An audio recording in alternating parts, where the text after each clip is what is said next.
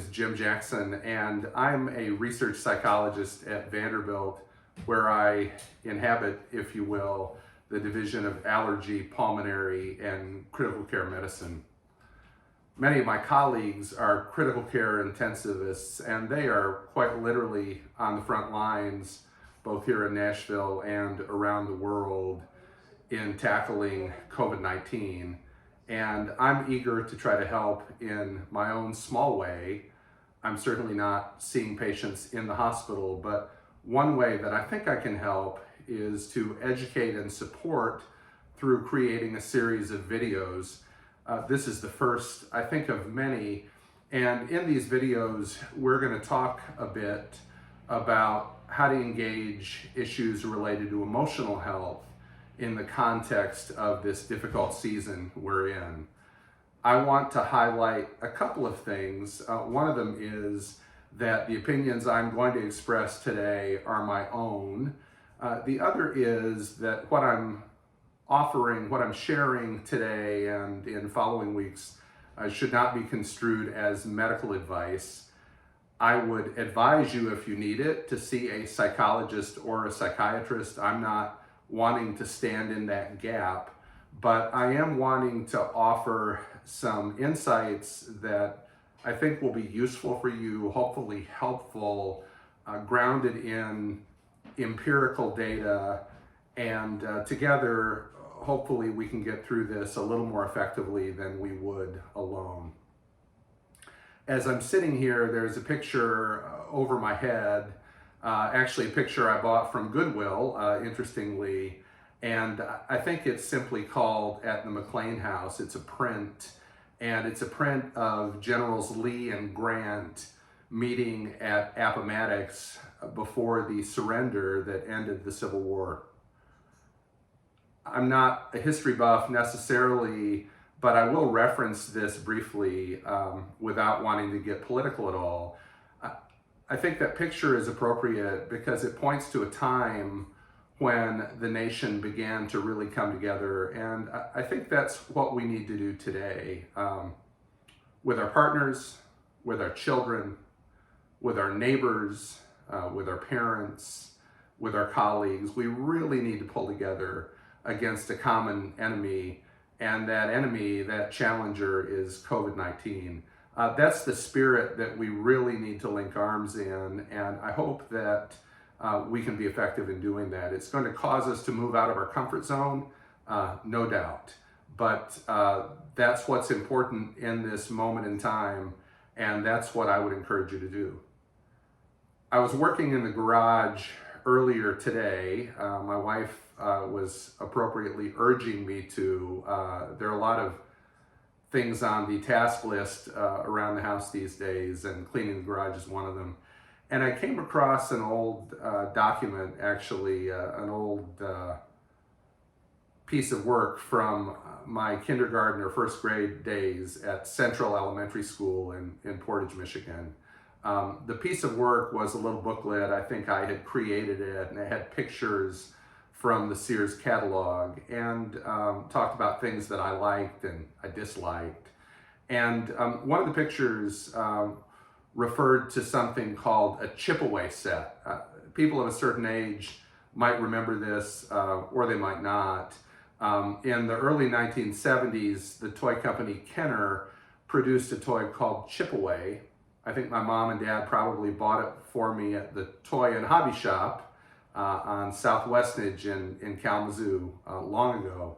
And this chip-away set basically contained a block of clay, a block of what looked like modeling clay. And it came with a couple of tools. It came with a hammer. And what you did was you chipped away at the block of clay until you found the figurine hidden inside the clay. The one that I remember was Fred Flintstone. You chipped the clay away until you found Fred Flintstone, and you were delighted actually at what was inside the clay. I was thinking a lot, even today, about this chip-away set and about what I think it represents, because in some ways today, I think that's our challenge.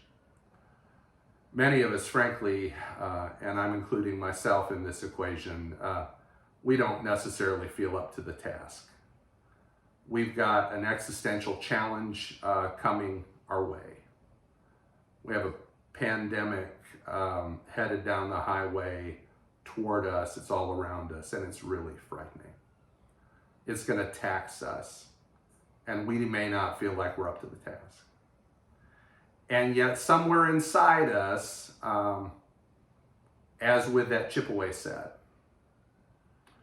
is something strong and wonderful, something sturdy and resilient. And my hope for you and for me is that even as the COVID-19 pandemic challenges us,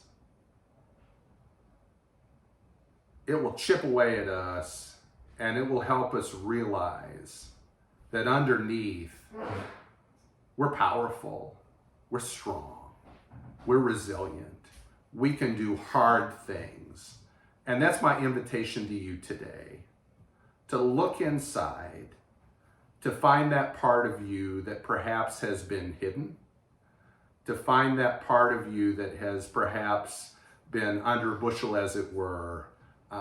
It's time to call him out. It's time to call her out. He's in there. She's in there. You can find him. Go find him. That's my invitation to you today. You're stronger than you know, and you can do hard things. I'll close with this. I loved growing up. I loved a television show called Hill Street Blues. Some of you will remember that. Some of you have never heard of it. I'm dating myself a bit in mentioning it. It was a great show. Came out in the early 1980s, and I would often come home Thursday nights from wrestling matches. My mom would make me chili, and I would eat a bowl and sit in front of the TV at 10 o'clock, feel very grown up, and watch this gritty drama. I watched it again, actually, recently. I ordered all 156 episodes, just because I think it will be a nice thing for me to retreat to, and I'd encourage you to do the same. I'd encourage you to invest in self-care.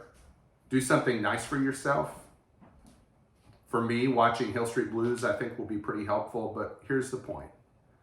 In every Hill Street Blues episode, starts the same way. There's a roll call. There were 2 or 3 dozen police officers in a room. They're getting ready to take on the day. And there's a sergeant.